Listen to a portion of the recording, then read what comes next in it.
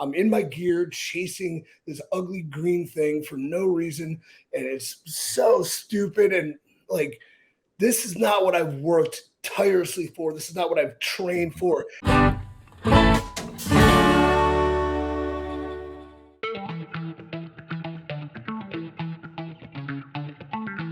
All right, ladies and gentlemen, let's spend the last few minutes going with the you didn't, bro. So with the Bray Wyatt, bro, he's all worked up now. Look, you got him all worked up. Look at what a debut episode, ladies and gentlemen, with EC3. Yes, I told you.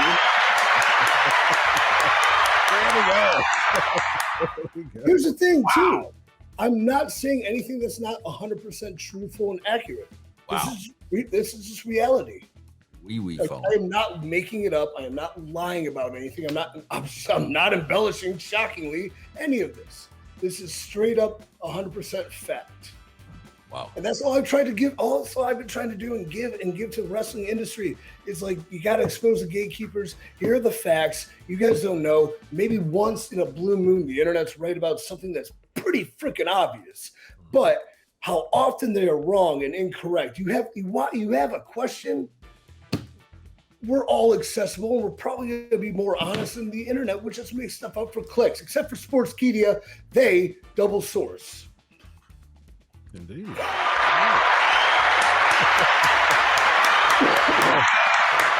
right, go ahead, Chris. Take it home, Chris. Go ahead. Yes, indeed. Take us home. All right. With that being said, Bray Wyatt talk. Let's spend a few minutes real quick on the Bray Wyatt talk.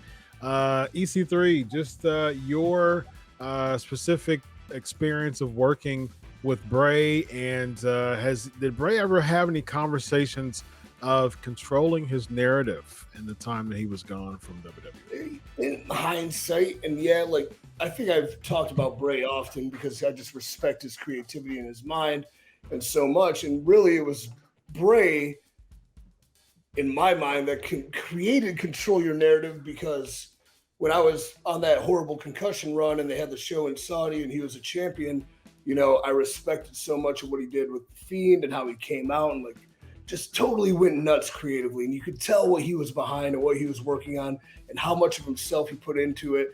And it was just it was inspiring. And I can't believe he got that far. Then he became the champion. Everyone hated the red light, so did I. But the fact a talent was finally rewarded for being just in the ingenuity they brought. And then comes Saudi, and then there was the 3-minute match of Goldberg, and they just run through them real fast. And it's wrestling, it's make believe, wins and losses don't really matter. But it was in that moment, creativity in there died to me, because if that doesn't get time to play out and get a conclusion and continue to work, if they're going to pull the rug on that so quickly when it works so well and it was so interesting and he worked so hard to do it, I'm like, nothing matters. Nothing will ever matter if the business stays the same as this. So that's when I was like, something has to change somehow. I don't know how I can ever do it, but we'll try. So as far as Control Your Narrative, I think Adam and I definitely laid teasers for him. And there was some jesty talk. There was nothing ever seriously on the table or anything, but he's awesome. So hope he goes back too. Vince, you're a big fan of Bray Wyatt. Where does he go from here when it comes to... Bro, I'm just concerned right now. Listen, bro, I'm concerned right now that there may be pee-pee phones in my bathroom. And I want to get off this show, bro, so I can go to each and every one of my bathroom and make sure nobody put a pee-pee phone. Because I'm 61 years old. I might not have the rig that EC3 has, bro. So I got to be very, very... You might be feliciously impaired. I just hope, I really hope... I really hope it. And I knew it. I really hope it. I think Bray is definitely 1,000,000%. Never met him. We actually DM'd a couple times, which was really cool for me. I hope now he is going back on his terms. I hope he got in writing. If we're gonna do this, I'm doing this my way, whether it's creative control, whatever it is. And I'm sure he's smart enough to make sure that BS is not going to happen again. Yes, indeed. The Yeah. Frank Sinatra clause is what I like. You know what? To Vince's point, everything we're talking about, even with the cash and the creative and the complacency and the guarantees, and we're doing the same thing in the same work weeks, there's a new boss in town, and we have no idea how it's going to go and how it differs, and it could be a completely different place. Maybe not completely, but there could be the leadership starting at the top. And bro, can I tell you what I want to say to that, EC3? Because it was the same thing when Tony Khan was starting AEW. He went on the platform. Oh, it's going to be this and it's going to be that and it's not going to be this. And I sat there and I said, no, Tony, it's the wrestling business and it's going to be. And that's why, EC3, nothing against Triple H at all. Hell of a guy when I work with him. But you and I both know, bro, at the end of the day, it's still the wrestling business. Yeah. I do think Triple H is a superior leader to both Ancient Vince and Tony, from what I know. I don't know anything. But no, I know that because I worked for him. Yeah, he's a really good leader. This airs on Monday. On Thursday night, I got inspired and I wrote about leadership because it's something Vince and I talk about a lot. But, you hope so. But you're probably right, too. Just because there's a new president, sometimes the foundations and, the system doesn't. That's what I'm talking about. Yeah. I think we give it a shot, though. I agree. I'm with you. We're with you. Yep. Do we give it a shot? Yes, I agree with that too. I'm willing to give it a shot. Hopefully, it's for the better. There's no more 24/7 segments. EC3, weren't you running around that for a hot minute?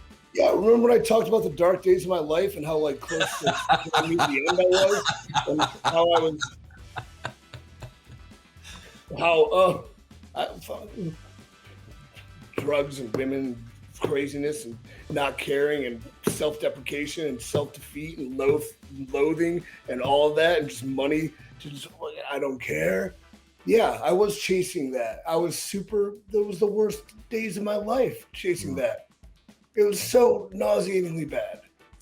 Does the people who chase around the 24/7 segments, is it a general consensus that you're at the bottom of the barrel?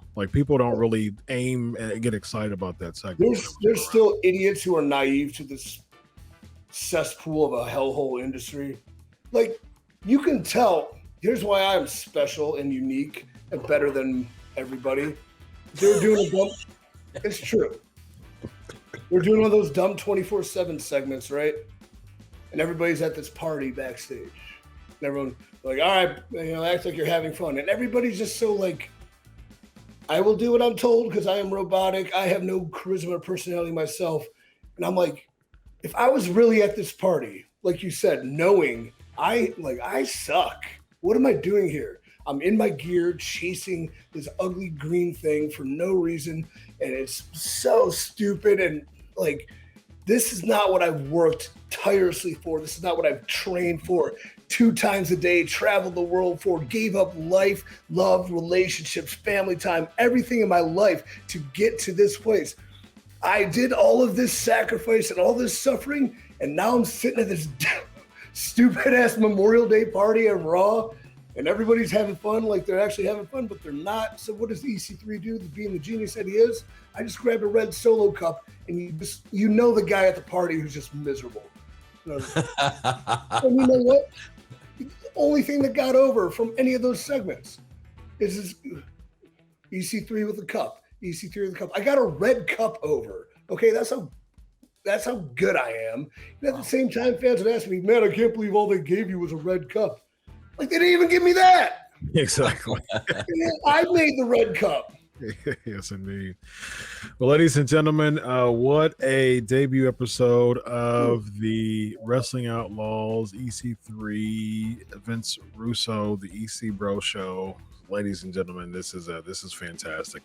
Ladies and gentlemen, I'm Dr. Chris. I am joined with my guy, EC3 OH. My guy. And Vince Russo. What's that? Send it over to the fans now because I'm going to scorch the earth. I don't care anymore. I will only tell you the honest to God's truth about anything I know of. I don't care. So tell them where to get tickets for the tour, bro. The tour coming up. Tell them where to get tickets. Go ahead.